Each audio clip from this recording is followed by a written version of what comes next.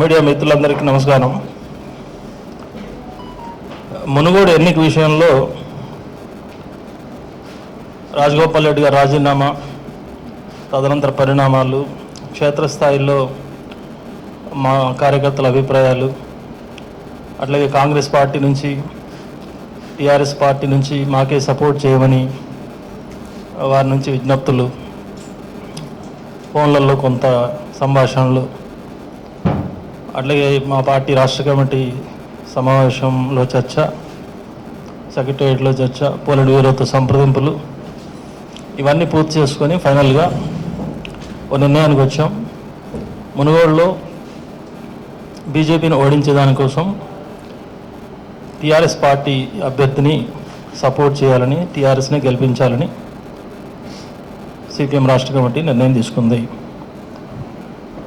ఈ నిర్ణయం తీసుకోవడంలో ఉన్న నేపథ్యం, మొదటిది అక్కడ కాంగ్రెస్ శాసనసభ్యుడిగా ఉండి రాజీనామా ప్రకటించినటువంటి రాజగోపాల్ రెడ్డి గారు తన రాజీనామా సందర్భంగా ఒక మాట చెప్పాడు, ఈ రాజీనామా ఎందుకు చేస్తున్నామని. మునుగోడు నియోజకవర్గం అభివృద్ధి కావడం లేదు, గత 4 సంవత్సరాలుగా టీఆర్ఎస్ పార్టీ ప్రభుత్వం సహకరించట్లేదు, కాబట్టి నేను రాజీనామా చేస్తున్నాను నియోజకవర్గ అభివృద్ధి కోసమే. వెనకడు ఒక సామెత చెప్పినట్టు ముడ్డి మీద అంతే మూతి పనులు రాలుతాయని, రాలవట్లా. టీఆర్ఎస్ పార్టీ నియోజకవర్గానికి అన్యాయం చేస్తే కాంగ్రెస్ పార్టీకి ఎందుకు రాజీనామా చేసినట్టు? అందుకని అది కారణం సరైంది కాదు, అది కేవలం సాకు మాత్రమే అనేది మా పార్టీ అభిప్రాయం. అసలు కారణం ఏంటనేది అమిత్ షా గారు చెప్పారు.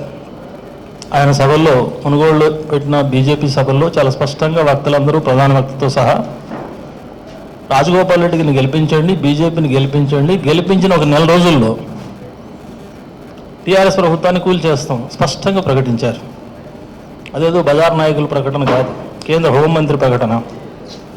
అంటే దీని అర్థం ఏంటి? శాసనసభలో స్పష్టమైన మెజారిటీ టీఆర్ఎస్ పార్టీకి ఉంది. సరే, దాని పరిపాలన మంచిగా ఉందా, చెడ్డగా ఉందా, విశ్వాసం పెట్టుకోవచ్చు, విమర్శించవచ్చు, గది దించుతానొచ్చు. అవన్నీ కాకుండా ఒక ఉప ఎన్నిక వస్తే ఆ ఉప ఎన్నికల్లో ఒక బీజేపీ అభ్యర్థిని గెలిపిస్తే మొత్తం పూర్తి మెజారిటీ ఉన్న గవర్నమెంట్ని నెల రోజులు పడగొట్టేస్తాం అంటే దీని అర్థం ఏంటి? అంటే అక్కడ శాసనసభ్యులందరినీ కొనేస్తాం, లేదు ఈడీలో సిబిఐలో ప్రయోగించి అందరినీ లొంగ తీసుకుంటాం, కేంద్రంలో మా చేతిలో పవర్ ఉంది అని. దేశ రాజకీయాల్లో ఇది కేవలం తెలంగాణ రాష్ట్రంలోనే కాదు, మోడీ మాట్లాడిన మాటలు కానీ, బీజేపీ నాయకులు మాట్లాడుతున్న మాటలు కానీ, దేశవ్యాప్తంగా ఒక రాజకీయమైనటువంటి వక్ర మార్గం పట్టినటువంటి పరిస్థితి బీజేపీ పరిపాలనలో ఉంది. ప్రజాస్వామ్యయుతంగా ఎన్నికైన ప్రభుత్వాలను కూలదోయడం, రాజ్యాంగ యంత్రాన్ని, ప్రభుత్వ యంత్రాంగాన్ని తమ రాజకీయ ప్రయోజనాల కోసం వాడుకోవడం, రాజ్యాంగ సంస్థలు అయినటువంటి సిబిఐ కానీ, లేక ఈడీ కానీ, సుప్రీంకోర్టుతో సహా ఇంకా అనేక కేంద్ర సంస్థలని రాజకీయ ప్రయోజనాలకు వాడుకునే ప్రయత్నం చేయటం అనేది చాలా స్పష్టంగా ఈ రోజుల్లో కనబడుతుంది. అంతేకాదు, దీని వెనుక ఒక పెద్ద వ్యూహం ఉందనేది మా పార్టీ యొక్క అంచనా. రాబోయే అసెంబ్లీ ఎన్నికల్లో ఇప్పుడున్న బలాబలాల ప్రకారం టీఆర్ఎస్ వర్సెస్ కాంగ్రెస్గా పోటీ జరిగే పరిస్థితి ఉంది. ఈ పరిస్థితి మారాలి. టీఆర్ఎస్ వర్సెస్ బీజేపీ, అంటే టీఆర్ఎస్ని ఎదుర్కొనే శక్తి బీజేపీకి ఉంటుందనే ఒక సిగ్నల్ తెలంగాణ రాజకీయాల్లోకి పంపించాలనేది బీజేపీ యొక్క ప్లాన్.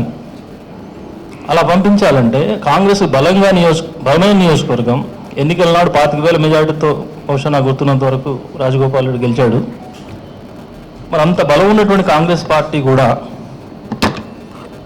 కాంగ్రెస్ నాయకుడు రాజీనామా చేసి బీజేపీలోకి వెళ్ళిపోతే 3rd పొజిషన్లోకి పోయే పరిస్థితి వస్తుంది ఇవాళ. ఇక కాంగ్రెస్ నాయకులందరికీ తెలంగాణ రాష్ట్రంలో ఒక సిగ్నల్ ఏంటంటే, ఒక సంకేతం ఏంటంటే, రాబోయే ఎన్నికల్లో మునుగోడు లాగానే మిగతా అన్ని నియోజకవర్గాలు కూడా మారిపోతాయి.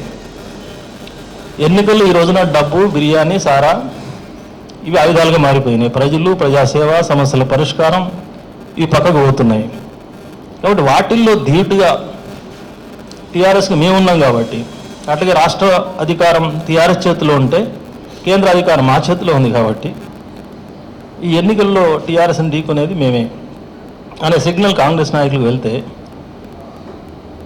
కాంగ్రెస్లో ఇప్పుడు 8 ఏళ్ళుగా అధికారంలోంచి దూరంగా ఉండి వాళ్ళు తహతహలాడుతున్నారు. ఎట్టి పరిస్థితుల్లో వచ్చేసారి టీఆర్ఎస్ని ఎదుర్కొని అధికారంలోకి రావాలని ఓ ప్రయత్నం జరుగుతోంది. రేవంత్ రెడ్డి గారు చాలా కష్టపడుతున్నారు. ఆయన అధ్యక్షుడు అయిన తర్వాత కొంత కదలిక కూడా వచ్చింది, గ్లామరు క్రేజ్ కొంత ఉంది ఆయనకి. కాబట్టి ఈ పరిస్థితుల్లో కాంగ్రెస్లో ఉన్న తగాదాలు, రేవంత్ రెడ్డి మీద విమర్శలు, ఈ వాతావరణంలో మునుగోడు ఎన్నికల్లో జరిగే ఫలితం అది ఫస్ట్ వచ్చినా సెకండ్ వచ్చినా తెలంగాణ కాంగ్రెస్కు ఒక సిగ్నల్ ఇచ్చి టీఆర్ఎస్ని ఎదుర్కొనే వాళ్ళందరూ టీఆర్ఎస్ వ్యతిరేక శక్తులన్నీ బీజేపీలోకి చేరేట్టుగా ఈ ఎన్నికను ప్లాన్ చేశారు. ఇది స్పష్టమైనటువంటిది. ఈ అంచనాకు మేము వచ్చిన తర్వాత దేశంలో కానీ రాష్ట్రంలో కానీ బీజేపీని ప్రధాన శత్రువుగా మేము భావిస్తున్నాం. ప్రధాన శత్రువు అంటే వ్యక్తిగతంగా మోడీ షాతోటో లేక ఇంకే లోకల్ బీజేపీ నాయకుడితోటో మాకున్న వ్యక్తిగత తగాదాలేమి లేవు. వ్యక్తులుగా అందరినీ గౌరవిస్తాం. కానీ ఇక్కడ సమస్య రాజకీయాలని వక్రమార్గం పట్టిస్తున్నటువంటి బీజేపీ, మతోన్మాదాన్ని పెంచి పోషిస్తూ దేశాన్ని రావణకాష్టంగా మారుస్తున్న బీజేపీ, అది చాలా పెద్ద ప్రమాదం. దురదృష్టవశాత్తు చాలా రాజకీయ పార్టీలు తెలంగాణలో ఈ కేసీఆర్ గారి అప్రజాస్వామిక పద్ధతుల వల్ల, ఆయన పరిపాలనలోని అనేక లోపాల వల్ల ఆయన మీద ద్వేషం పెంచుకొని బీజేపీ ప్రమాదాన్ని కూడా లెక్కలేని పరిస్థితులకు వెళ్ళిపోతున్నారు. ఇది చాలా దురదృష్టకరమైన పరిస్థితి. పొలిటికల్ పార్టీగా ఏ పార్టీ కూడా ఇప్పుడు టీఆర్ఎస్కి దగ్గర లేదు, ఒక ఎంఐఎం తప్ప. అంటే బీజేపీ ప్రమాదాన్ని తెలంగాణలో ఉన్న పార్టీలు చాలా తక్కువ అంచనా వేస్తున్నాయి.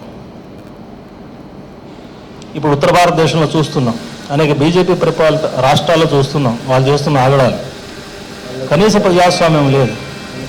ఆఖరికి మోడీ పైన షా పైన ఒక ట్వీట్ పెడితే, ఒక ఫేస్బుక్ పోస్ట్ పెడితే కూడా రాజద్రోహ నేరం కింద చట్టాలు తీసుకొచ్చి జైల్లో పెట్టే పరిస్థితి ఉంది.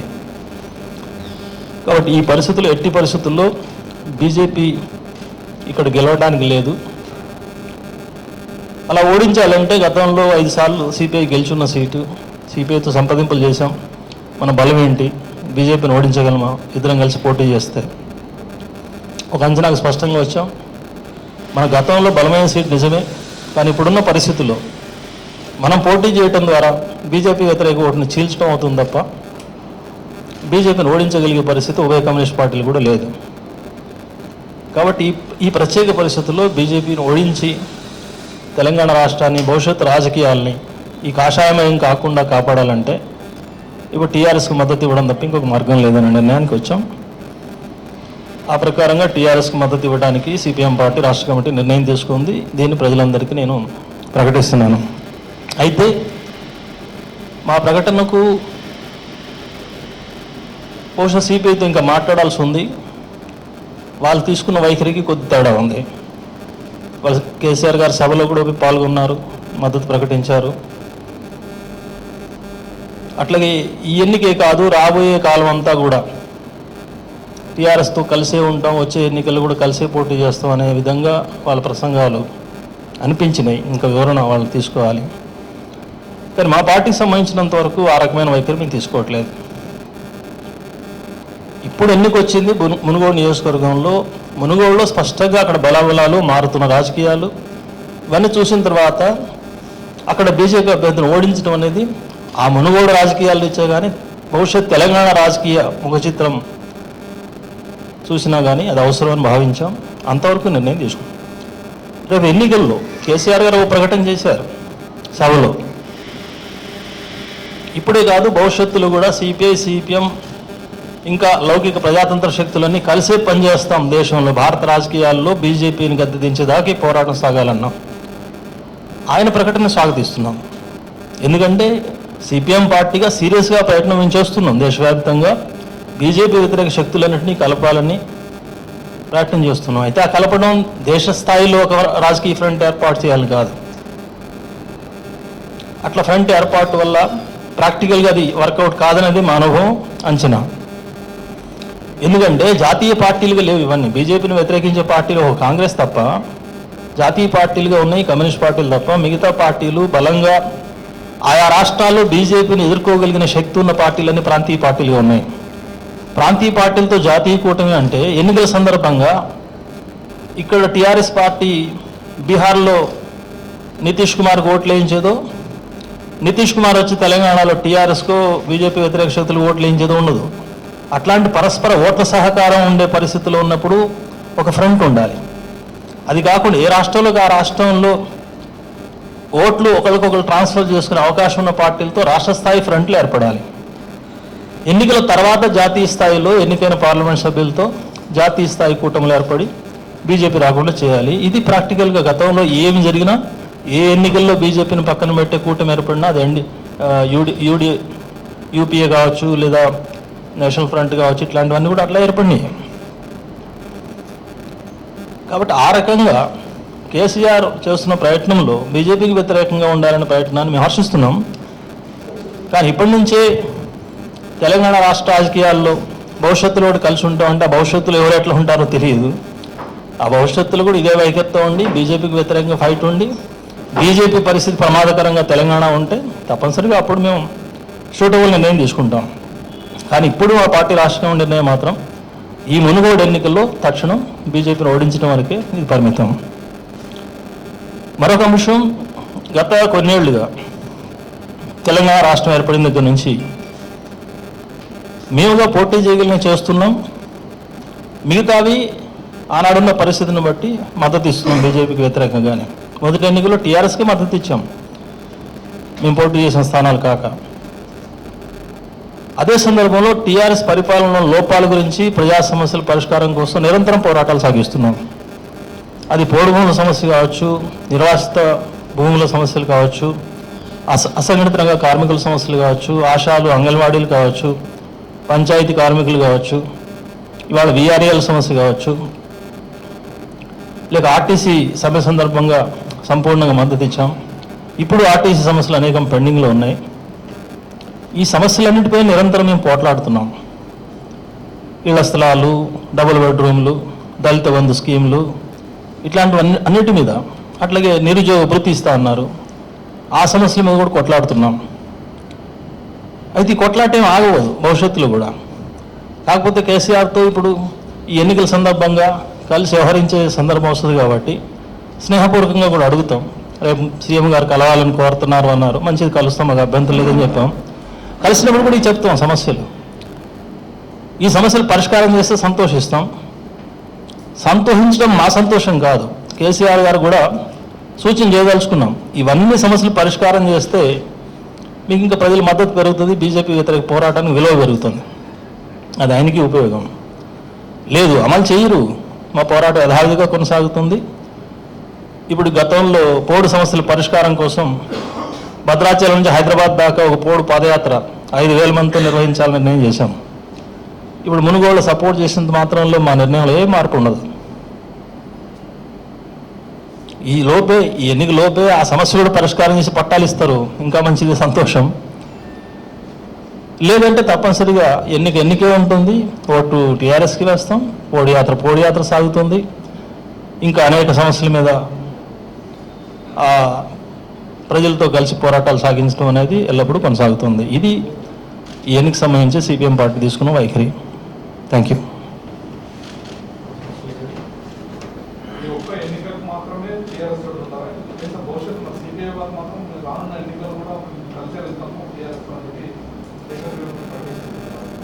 అదే నేను చెప్పింది అదే.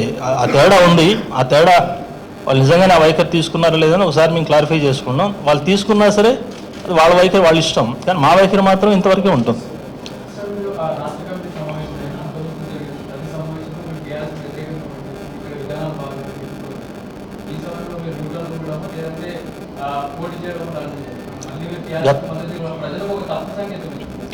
గతంలో ఏ ప్రెస్ మీట్లో అయినా, ఏ రాష్ట్ర కమిటీ సమావేశాలైనా టీఆర్ఎస్ని ఏ అంశంలో వ్యతిరేకిస్తాం, యుద్ధం చేస్తామని చెప్పామో ఆ ప్రతి అంశాన్ని మేము కట్టుబడే ఉన్నాం. ఇప్పటికీ ఒక్కటి మారలేదు.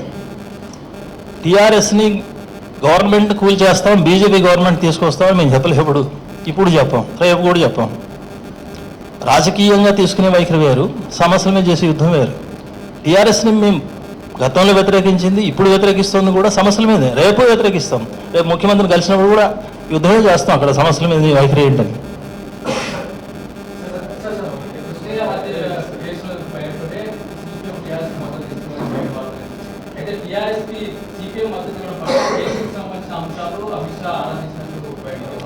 తప్పు ఆరోపణలు ఇవన్నీ. రాజకీయ ప్రత్యర్థులుగా ఉన్న వాళ్ళు ఎదుటిపక్షం మీద ఇట్లాంటి ఆరోపణలు చేస్తుంటారు, అందులో వాస్తవం లేదు. కృష్ణ హత్య విషయంలో చాలా స్పష్టంగా జిల్లా పార్టీ ప్రకటించింది, స్టేట్ పార్టీ నుంచి నేను కూడా ఛానల్స్కి ఇంటర్వ్యూలో కూడా చెప్పాను. హత్యను మేము ఖండిస్తున్నాం. వాస్తవంగా అక్కడ జరగాల్సిన అవసరం లేదు. పార్టీ అట్లాంటి విధానానికి వ్యతిరేకం. లోకల్ కక్షలతో వ్యక్తులుగా కొంతమంది చేసిన పని అది. ఆ చేసిన వాళ్ళు విచారించండి, చట్టబద్ధంగా శిక్షించండి కూడా మేము కోరాం. కాకపోతే చేసిన వ్యక్తులకు పరిమితం చేయకుండా దాన్ని రాజకీయంగా రంగుపులిమి లేని వాళ్ళని, ముఖ్య నాయకులను కూడా కేసులు ఇరికిస్తున్నారు. కాబట్టి మా పార్టీ కార్యకర్తలు డిఫెండ్ చేసే అవకాశం మాకు ఉంటుంది. అంతవరకే చేస్తున్నాం తప్ప ఇంకోటి లేదు. దానికి ఈ ఎన్నికకు సంబంధం పెట్టడం తప్పు.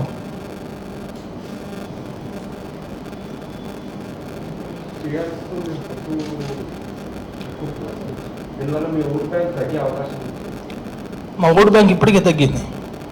ఏ పొత్తు లేకపోయినా ఏ ప్రభావం పడుతుంది, ఎట్లా పడుతుంది అనేది ప్రజలు భవిష్యత్తు నిర్ణయిస్తుంది. కానీ బీజేపీ గెలవడం వల్ల తెలంగాణ రాష్ట్రం మీద చాలా పెద్ద ప్రభావం పడుతుంది. మీరు అడుగుతున్నట్టుగా వీళ్ళని సపోర్ట్ చేస్తే మీ ఓటు తగ్గుతుందని అడిగారు. కానీ వాళ్ళు గెలిస్తే అసలు కమ్యూనిస్టులనే లేకుండా చేస్తారు, కమ్యూనిస్ట్ పార్టీలే లేకుండా చేస్తారు. సమానం కమ్యూనిస్ట్ పార్టీలు ఇంకే పార్టీ లేకుండా చేస్తారు. అట్లాంటి రాజకీయ వైఖరితో ఉంది బీజేపీ కానీ, దాన్ని అనుకున్న ఆర్ఎస్ఎస్ కానీ.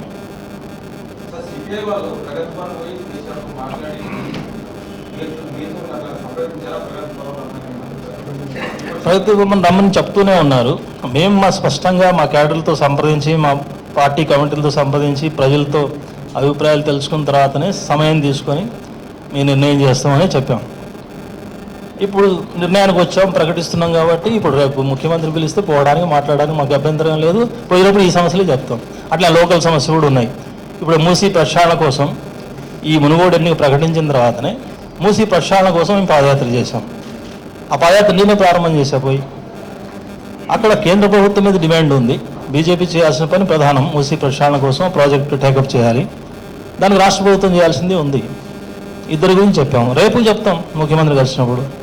అట్లాగే ఇప్పుడు చౌటుప్పల్లో, ఈ మునుగోడు నియోజకవర్గంలో ముఖ్యమైన కేంద్రం చౌటుప్పల్, అక్కడ డిగ్రీ కాలేజీ ఇస్తా అని గతంలో ముఖ్యమంత్రి స్వయంగా ప్రకటించాడు. ఇవన్నీ అడుగుతాం.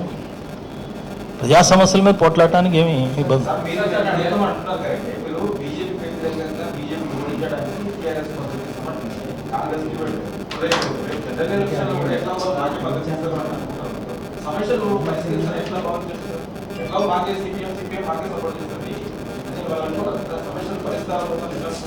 సమస్యలు పరిష్కారం అయినా సరే ఓటైన పార్టీలు కూడా ఉంటాయి.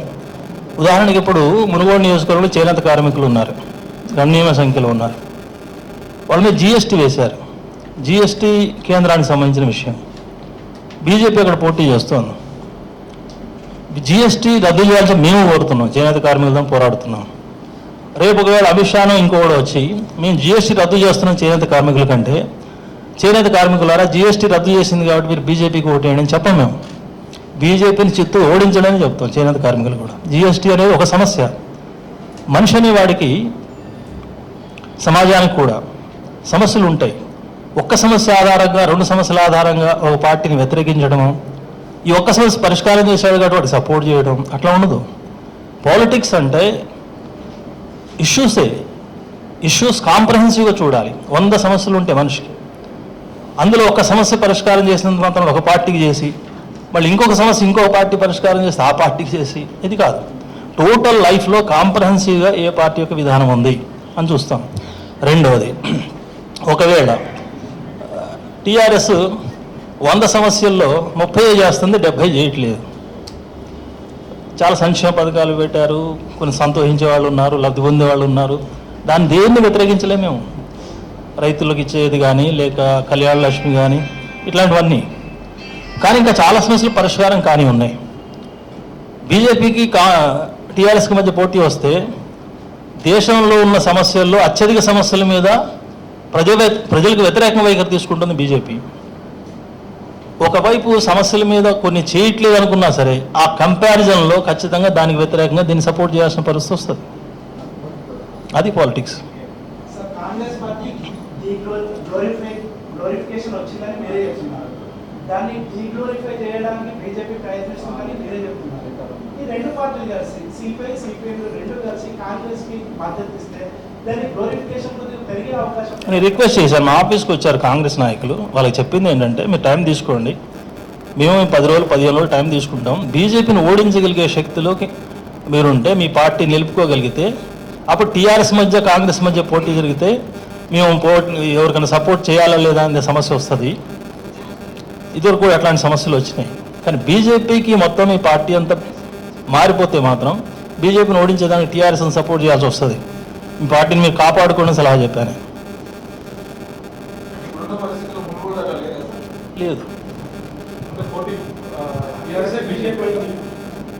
ఎందుకంటే అక్కడ రాజగోపాల్ రెడ్డి గారు రాజీనామా చేసిన తర్వాత చాలామంది చర్చలు ఏం చేస్తున్నారంటే, అది నిజమో కాదు నాకు తెలియదు, కాంగ్రెస్ చెప్పాలి, వెంకటరెడ్డి గారు చెప్పాలి. వెంకటరెడ్డి గారు కాంగ్రెస్లో ఉన్నా సరే కాంగ్రెస్ బలహీనపడే వైపే ప్రయాణం చేస్తోంది. రేపు బీజేపీకి కాంగ్రెస్కి మధ్య, బీజేపీకి టీఆర్ఎస్కి మధ్య పోటీ జరగబోతోంది అనేది స్పష్టంగా వచ్చిన అంచనా అది.